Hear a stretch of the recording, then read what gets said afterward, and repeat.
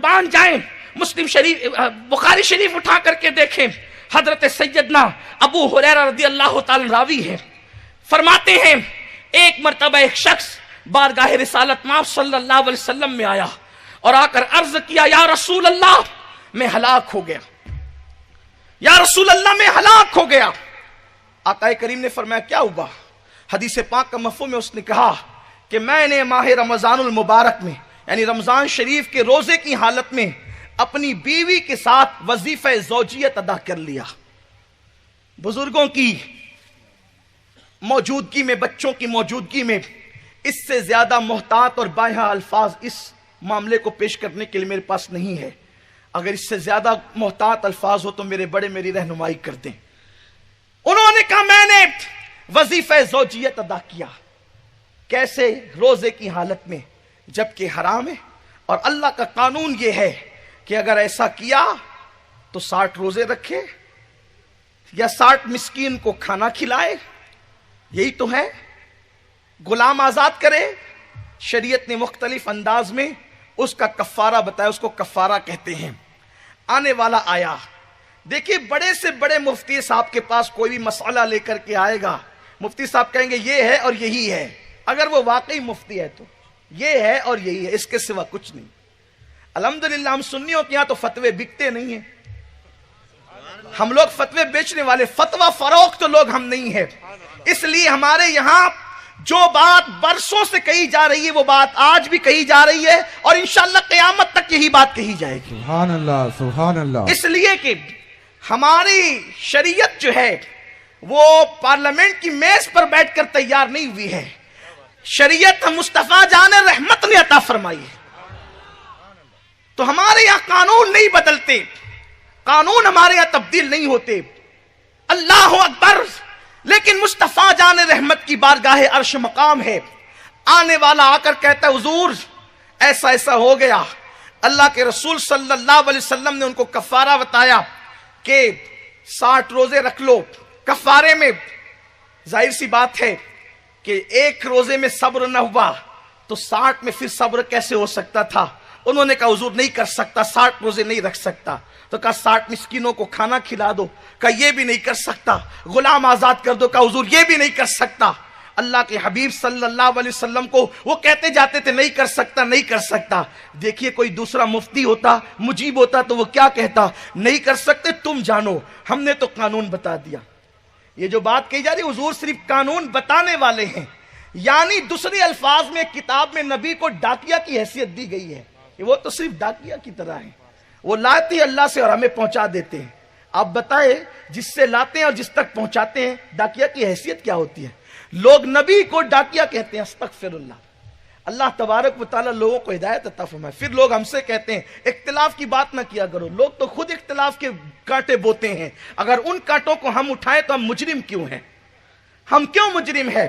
اور خدا کی عزت کی قسم ہمارے باپ کی آبرو پر ہونے والے حملے کو ہم برداشت کر سکتے ہیں، نبی کی عظمت پر ہونے والے حملے کو مسلمان کبھی برداشت کر ہی نہیں سکتا اگر اس کے دل میں ایمان کی ذرہ برابر رمق باقی ہے، کیونکہ خدا کی عزت کی قسم اللہ نے ہمیں جو جان عطا کی ہے وہ مصطفیٰ جان رحمت کے صدقے میں عطا کی ہے۔ اس لیے کہ جان تو بستروں پر بھی جا سکتی ہے، لیکن جو جان مصطفیٰ جان رحمت کے عشق میں جائے وہ جان پر ہزاروں زندگیاں قربان ہیں۔ دل ہے وہ دل جو تیری یاد سے معمور رہا، سر ہے وہ سر جو تیرے قدموں پہ قربان گیا۔ نعرے تکبیر، نعرے رسالت یا رسول اللہ، نعرے رسالت یا رسول اللہ۔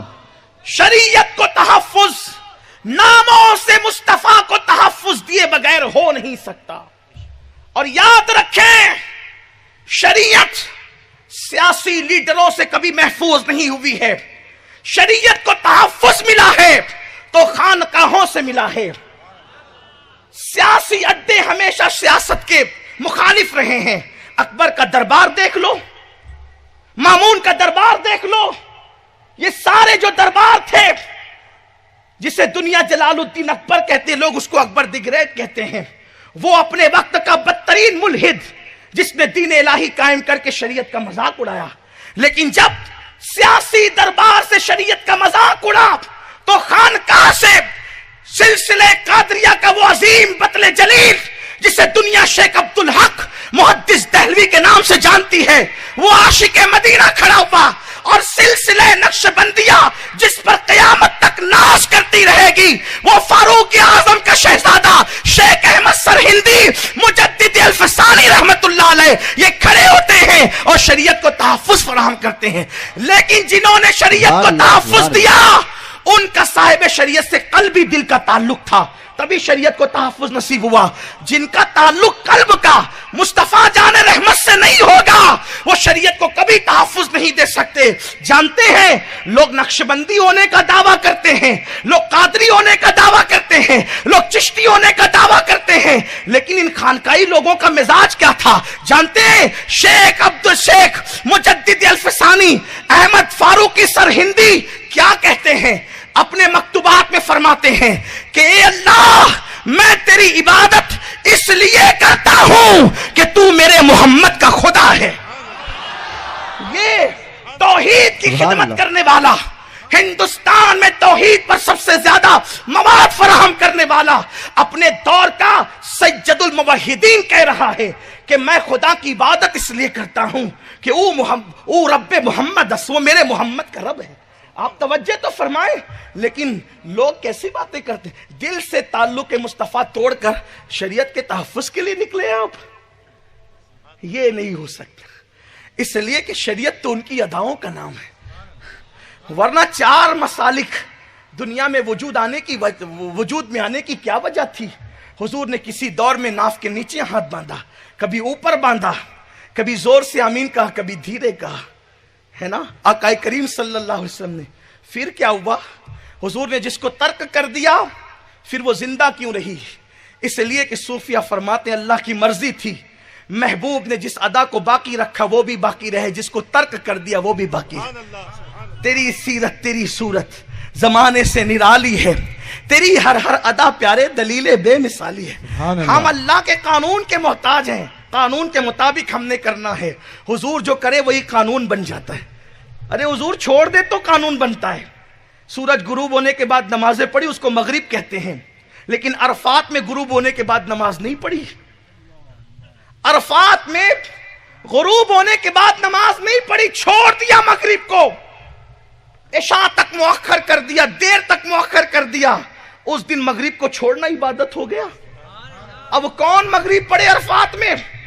مسئلہ بتایا جاتا ہے نہیں پڑھنا، عرفات میں مغرب نہیں پڑھنا، بلکہ مزدلفہ جا کے پڑھنا، چاہے رات کے 2 بجے پڑھیں، چاہے رات کے 4 بجے پڑھیں، عشاء کے ساتھ ملا کے۔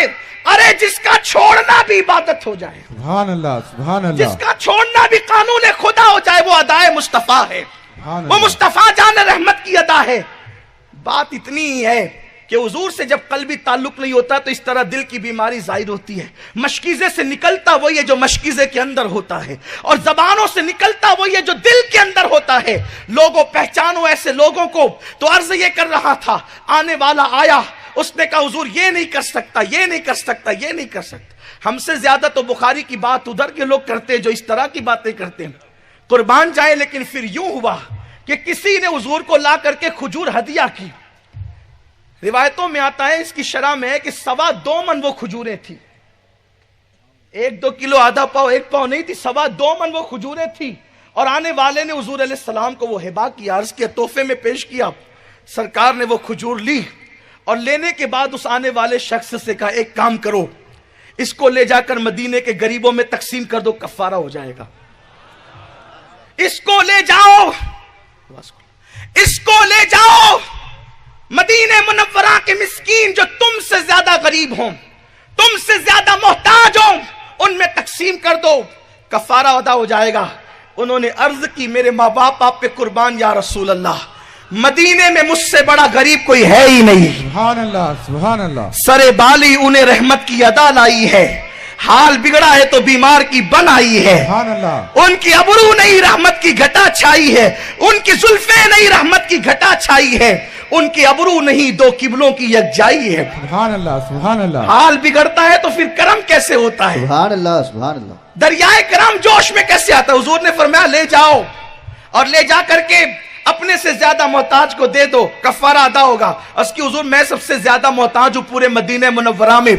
حدیث پاک میں سیدنا ابو ہریرہ کہتے ہیں حضور ایسے ہنسے کہ حضور کے دندان نظر آئے، سبحان اللہ، حضور کے سبحان دانت نظر آئے۔ بہت جلدی یہ کیفیت نہیں ہوتی تھی، بلکہ لبوں پر تبسم آ جاتی اور اس کے بعد معاملہ ختم ہو جاتا۔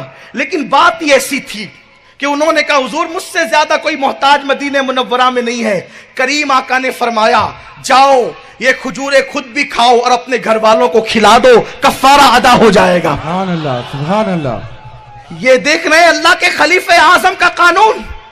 اللہ رب نائب رب اکبر کی شان دیکھیں، نائب پروردگار کی شان دیکھیں، خلیفہ اعظم کی شان دیکھیں۔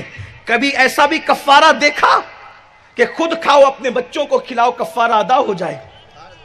کیا سزا کو جزا میں تبدیل نہ کر دیا؟ کیا سزا کو جزا میں تبدیل نہ کر دیا؟ سزاؤں پر بھی انعامات ملتے ہیں، سبحان اللہ، سبحان اللہ، سزاؤں پر بھی کھجوریں کھلائی جاتی ہے۔ اسی لیے تو میرے امام پکار اٹھتے ہیں چور حاکم سے چھپا کرتے ہیں یا اس کے خلاف، تیرے دامن میں چھپے چور انوکھا تیرا، تیرے دامن میں چھپے چور انوکھا تیرا۔ اللہ کے حبیب